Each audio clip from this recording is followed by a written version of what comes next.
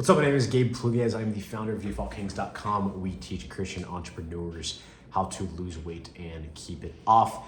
And today's video, we're gonna be covering over drinking. So if you're an over drinker, okay, and you drink socially, it's part of your weekend routine, it's part of what the guys do, it's part of what the family does, and you know you need to stop. You know you need to get it under control, but you just can't. You just can't say no because it's just, Gabe, you don't understand how ingrained this is, man. Then this video is for you. Okay, and honestly, the reason I'm filming this video is because I am tired of hearing all of you business guys who think you're big, the big cats. I'm working on keeping every word that comes out of my mouth wholesome.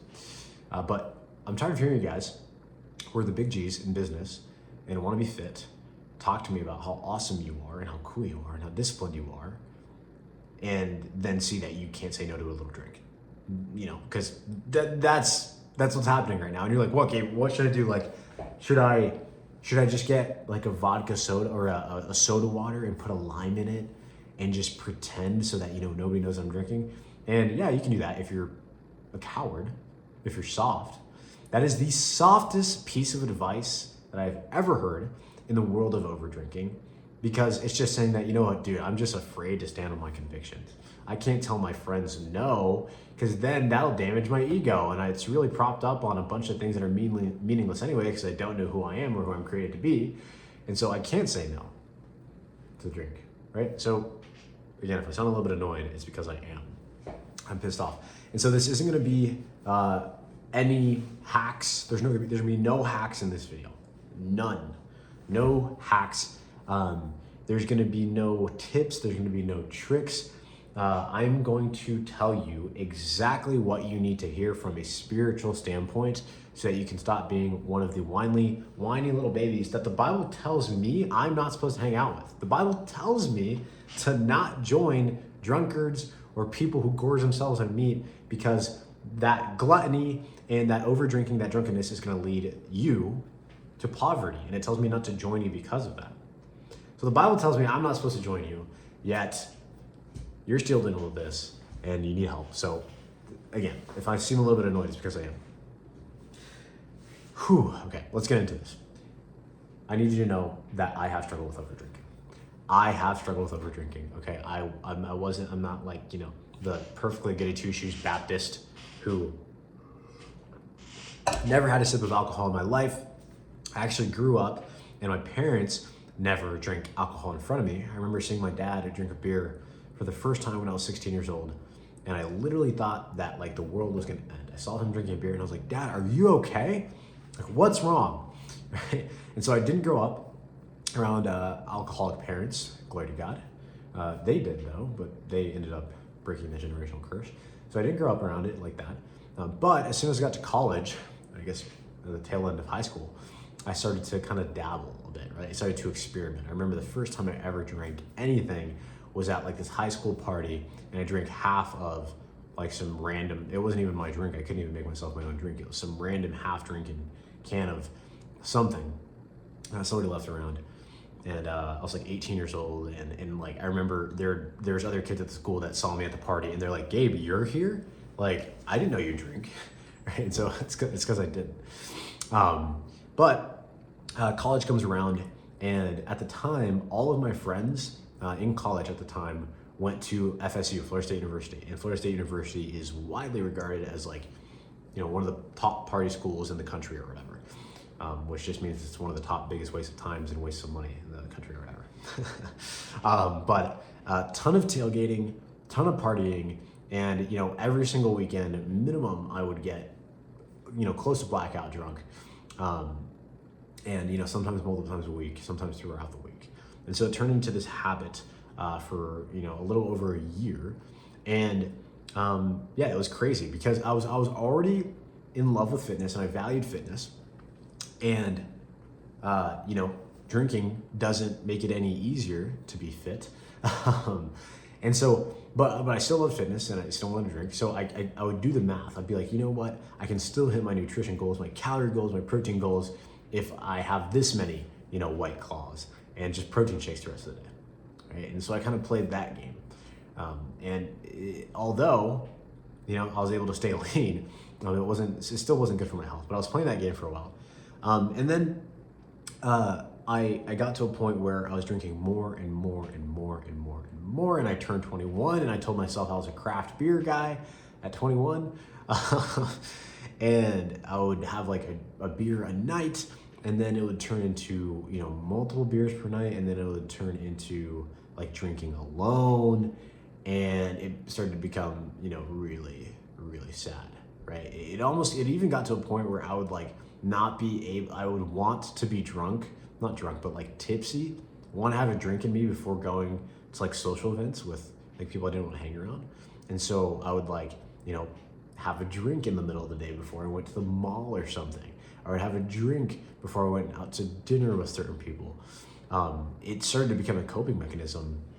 And again, I was still fit pretty much this entire time, okay? So it didn't make it any easier, but I was still fit. Now, here's the thing. I was able to maintain my fitness, generally speaking, while over drinking, because I'm a fitness professional, okay? And I'm not saying this just to toot my own horn, but I have been training seriously since I was literally 12 years old. I went to college to study kinesiology, exercise science. My entire profession, livelihood, mission, purpose, business revolves around fitness. Okay, it revolves around fitness. So I was able to maintain my fitness level while over drinking. Okay, but all likelihood is you probably can't. It's probably going to cause issues. And so you need to know how to stop over drinking. Okay, you need to know how to stop over drinking. There's a few things that we need to understand about over drinking at this point, right? Because it's not like you don't know you need to stop, it's that you know you need to stop and you can't get yourself to stop. And so the first thing you need to understand is that over drinking is a default action. And default action is the term we use to describe what Paul talks about in Romans 7. And Romans 7, my computer is having issues at this moment in time, but what it says, if you look it up, if you just want to Google it, you can pull it up while you're listening to this video. It says something like, the evil I wish not to do, this I keep doing, and the good I wish to do, this I cannot carry out. So it's the thing that you actually don't want to do, you need to change, that you can't stop doing. That's a default action. Over drinking falls under that category. And if you can't tell yet, I'm not speaking directly to people who are struggling with like crippling clinical alcoholism. I think that there are other things at play there, but over drinking is a default action. Okay, and so Paul talks about this thing that all humans struggle with in some way, shape, or form. If you don't, you're lying or you're delusional. And over drinking falls into this category. Now, Paul also gives us the question to how to overcome these default actions, these sins that we're slave to in Romans 6:6. Romans 6:6, again, don't have it up in front of me, but it says something along the lines of, for we know that our old self was crucified with him so that the body ruled by sin might be done away with. For we know that our old selves were crucified with him so that the body ruled by sin might be done away with. So the unhealthy, overweight body ruled by drunkenness, ruled by over drinking, ruled by gluttony, that unhealthy, overweight body ruled by gluttony, we know that it was crucified with him, hung up on the cross. Our old selves were hung up on the cross with him so that those bodies ruled by sin might be done away with. Okay. And so what does that mean? What does that mean? That means that the answer at the fundamental level to overcoming over drinking is having an identity shift.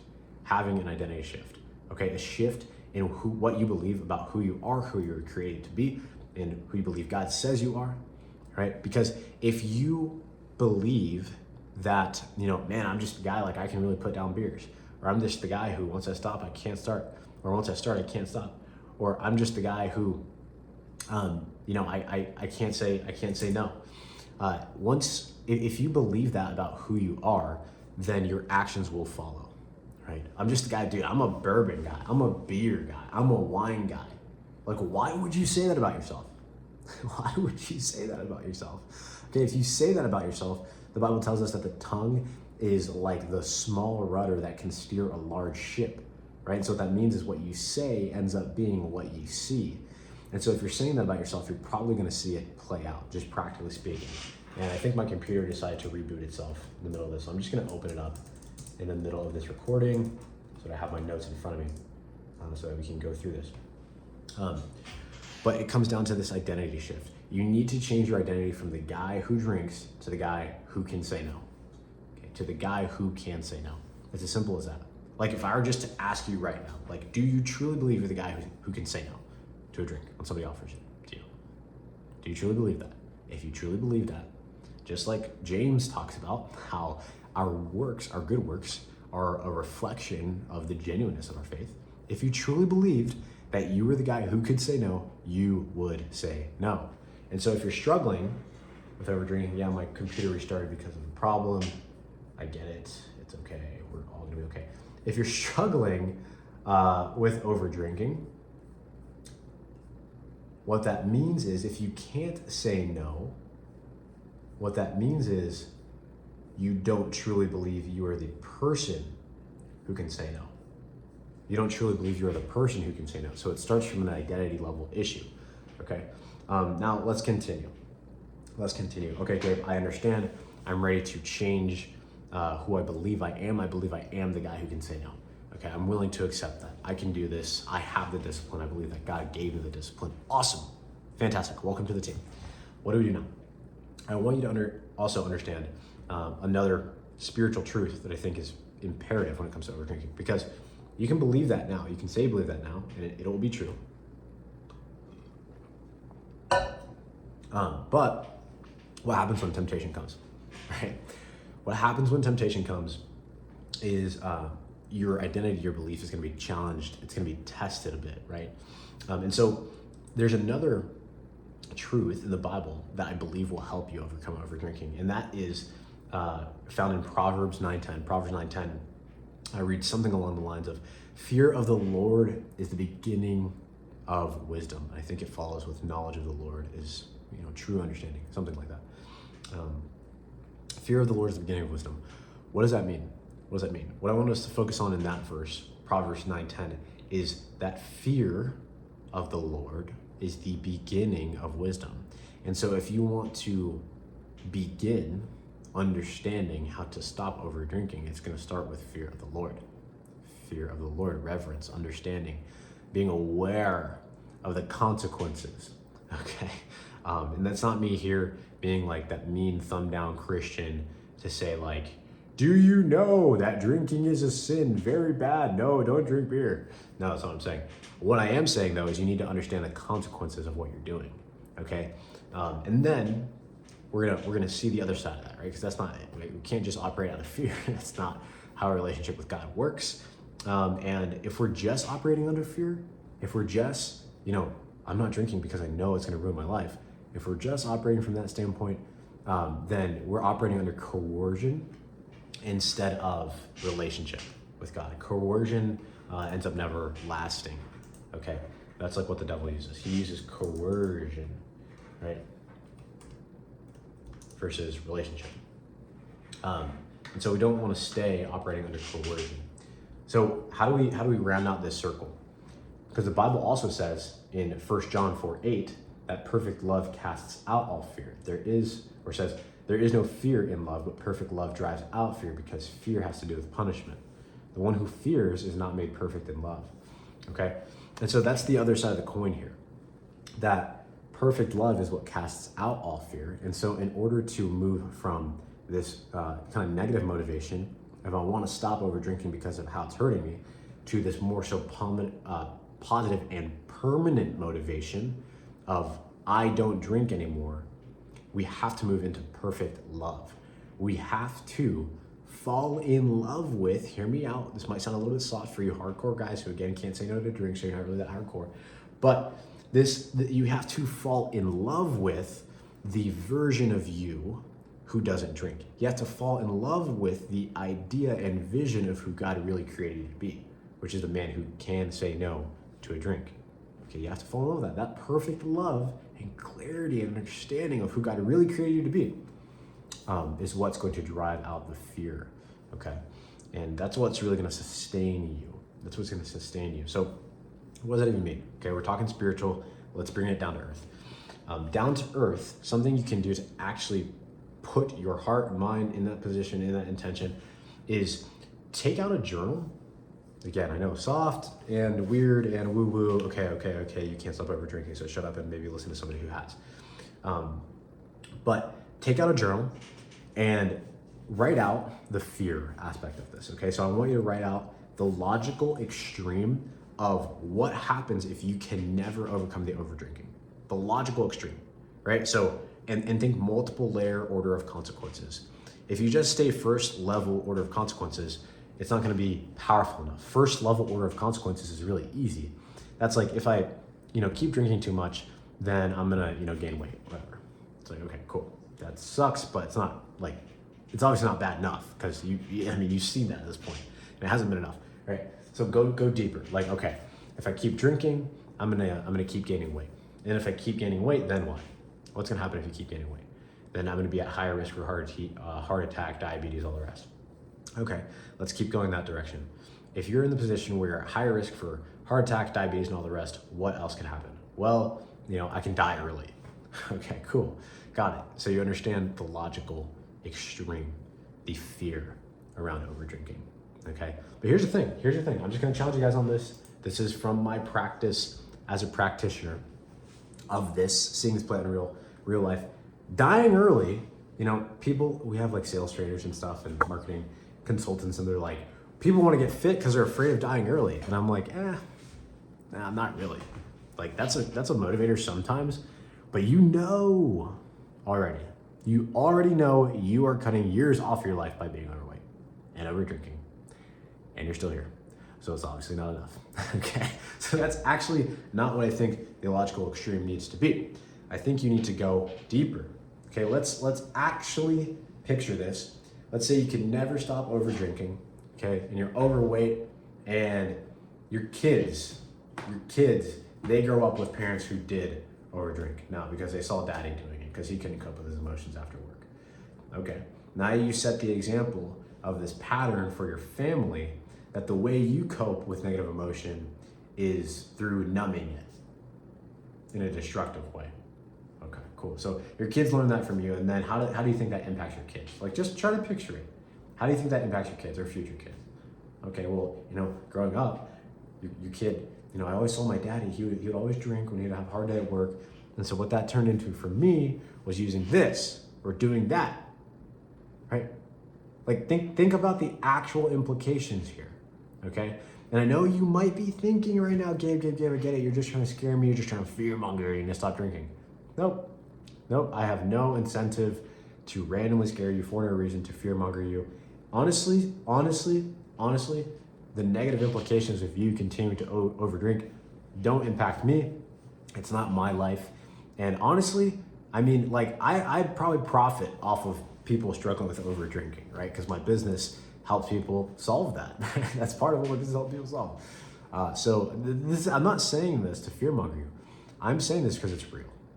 Okay, and the only people who end up experiencing those negative outcomes are the ones who think they can't.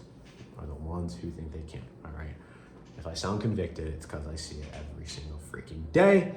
And hopefully this video means that you're not one of those people, but maybe it means that you already need help, and that's okay. So paint that out. Get clear. Fear is the beginning of wisdom.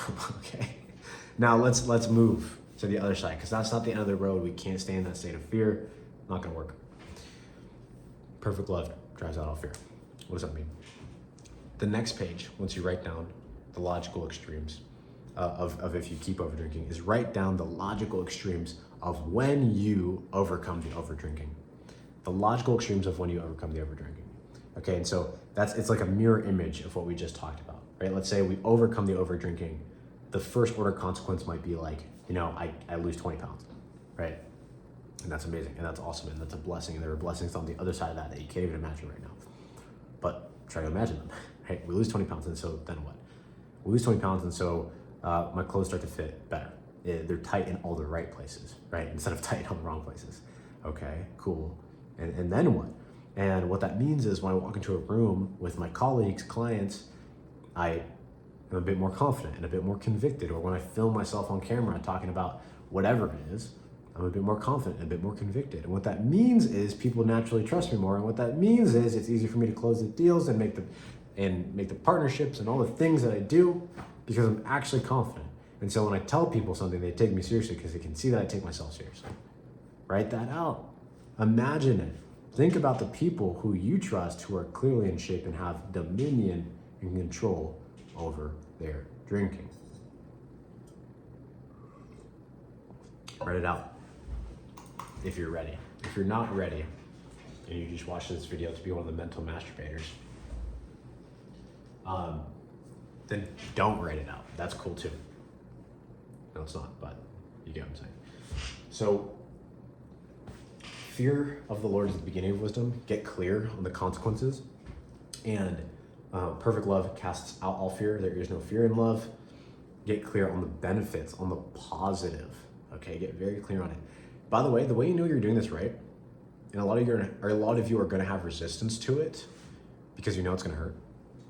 The way you know you're doing this right is if when you write out the logical extreme consequences, the fear, if you're not actually scared, you're not doing it right. Okay, if it doesn't actually hurt a little bit to admit where this could go, if nothing changes, you're not doing it right. You need to search those deep, dark parts of your soul. Ask God to shine a light on those deep, dark parts of your soul. Make sure it hurts a bit, okay? Other side of the equation, on the positive side, on the love side, you're not doing it right if you're not excited when you write those things down, okay? Writing those things down should put you in a state of excitement, joy, hope, and faith. You should be like ready to jump out of your chair when you get to the bottom of that list on the positive, okay? And then what you can do, practical application here, is have that somewhere readily available, like in the first 2 pages of your journal, and read it consistently for a period of time until you deeply understand the consequence, and then also just as deeply, if not more clearly, understand the benefits and the blessings, okay? So that's that. Now, last two things here is that I believe in order to overcome over drinking on the most simple level and on the deepest level, you need to have something that's worth not over drinking for. That's worth not over drinking for, okay? Surface level. Let's say you typically over drink on Friday nights, but you schedule an early morning workout for Saturday morning, 5 a.m. run or whatever. If you schedule that early morning workout, because you have something worth not over drinking for, it'll make it more likely and easier for you to not over drink the night before, right? Because you'll start to think about what you have coming up. Now you can go deeper with this, right? For me, I had to go deeper with this because it started with like, I don't want to be hungover for the workout, but I started to think more so like about my mission, like what God created me to do. And I started to think about how over drinking leads to the brain fog and it leads to making it harder to stay fit, and how over drinking was actually pulling me from being able to perform at my best to build my business, provide for my family, and reach the people that I'm supposed to serve and lead the people I'm supposed to lead. So I started to have something bigger that was worth not over drinking for. And so the last big thing that I thought about that was worth not over drinking for was actually people. One person specific, and that's my wife. Because I would drink, occasionally, like every few weeks or something like that, have a few drinks. But then when I met my wife, it turned into like I would go 90 days without, having a single drink. And I haven't been drunk since I met my wife. Actually, which is funny. I haven't had more than like maybe 2 glasses of wine, and I was a little bit tipsy when I had 2 glasses of wine. I'll say that. But I haven't been drunk, and I have no desire to. But that last thing for me was it's worth not over drinking for my wife, because even in the moment, if I'm over drinking, I'm putting her at jeopardy. I'm less capable of protecting her.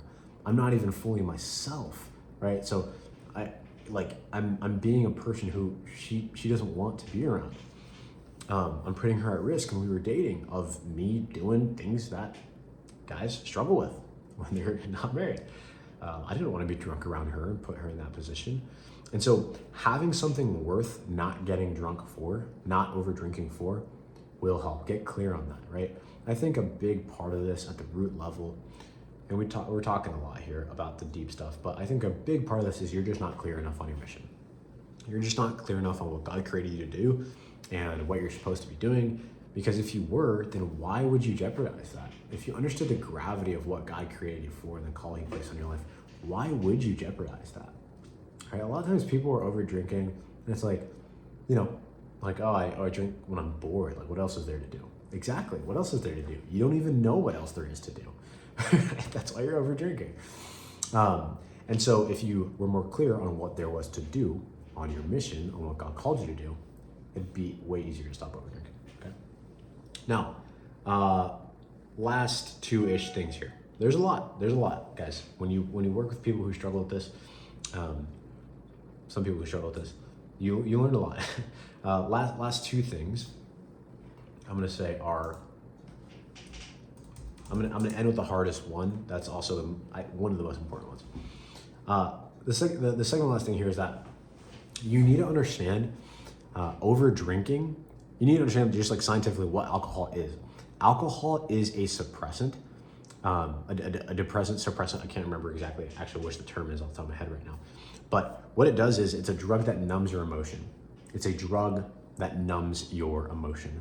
And so what that means is because alcohol is a drug that numbs your emotion, by definition, if you're over drinking, it's because you're numbing an emotion. Eesh, right? Subconsciously, whether you're aware of it or not, there is something that you need to numb through alcohol, okay? And I know, again, you might be thinking like, Gabe, no, that's not me. Okay, bro. Keep over drinking then, or you can, try listening. But you want to see like, what is the emotion that I'm numbing? What's the feeling that I'm numbing? Because if you can identify that and then solve the emotion, then you'll have less of a reason to numb it, right? In the first place. And so be aware of that. And I used to ask myself, like, when I would start to reach for drinks and became aware of this, I would reach for a drink and I'd ask myself, like, what emotion am I numbing right now? Or is there a better way I can cope with this emotion right now? Like, can I just pray about this or express it? Or numb it in a way that's more helpful if I really feel the need to numb it? Like, can I just go for a walk or run and do a really hard workout? Right? You have to deal with it at some point, right? But there are less harmful things. So understand that. The last thing I'll say is that the Bible, the Bible tells us, I tweeted this out, I hope it didn't hurt anyone's feelings. I say that because I know it did. But the Bible actually tells us specifically not to hang around drunkards. Okay. It tells us not to hang around drunkards. Let's see if I can find the tweet here. Let's see. Okay. Proverbs 23:20-21. Do not join those who drink too much wine or gorge themselves on meat, for drunkards and gluttons become poor, and drowsiness clothes them in rags. Sorry, I don't know why I said it that way. But it says don't join those who drink too much wine or gorge themselves on meat, for drunkards and gluttons become poor. Very, very sad. So, okay, what does that mean? What that means is at the end of the day, one of the most powerful things you can do, I'm not saying it's absolutely required, but one of the most powerful things you can do is stop hanging around people who overdrink. I know that's a hard one. I know you can't do it because it's family and because it's friends. I know, that sucks. It's hard. I get it. I know. You can cry. Wah. Right, now, I actually do have empathy for you if you're in that situation because it is actually really hard. I was there. All my friends used to drink. Friends I used to hang out with. It is hard, but I'm not here to... This video is not about that. You already know it's hard. I already know it's hard. Whatever, it sucks. It's what the Bible says. Take it or leave it. Don't join those who drink too much wine.